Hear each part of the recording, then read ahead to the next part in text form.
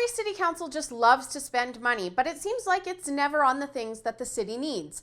There are those ridiculous public art features like the Blue Ring, that metal structure that burnt that lady's coat that one time, and Poop Palace, the lift station that moves wastewater from low-lying to high areas and is fitted with fancy LED lights that change color.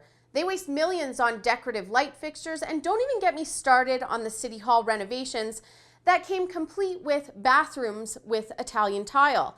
Here in Calgary, we've become accustomed to council wasting our tax dollars, but the one thing that wouldn't be a waste is upgrading Calgary's horrible transit system. If you live here, you know exactly what I'm talking about. Depending on what area of the city you live in, it could take 3 buses and a couple of hours of your time to get downtown on a good day. If you're lucky enough to live by a C-train station, it's a much less time-consuming commute, but the C-train is above ground anyways and interferes with traffic. Whoever planned it didn't think the engineering over very well.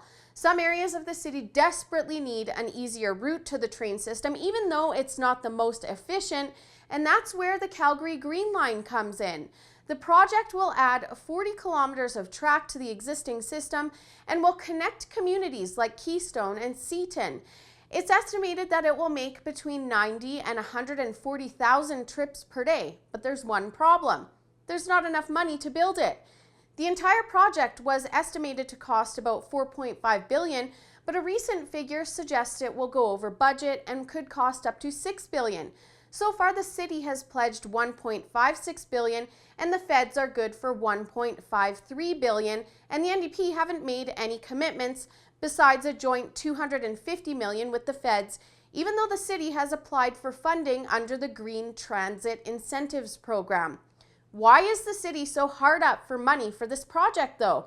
Well, it's because of the overspending I talked about earlier.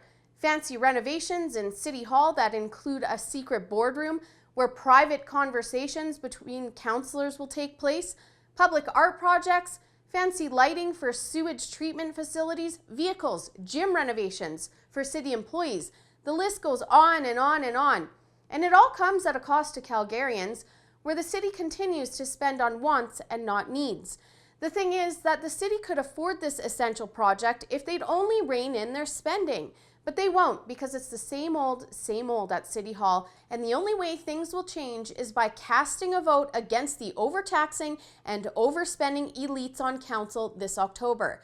And the only way that's going to happen is if Calgarians wake up to the ways of our municipal politicians. For the Rebel.media, I'm Holly Nicholas. Thanks so much for watching. If you liked that video, make sure to click on the ones below too.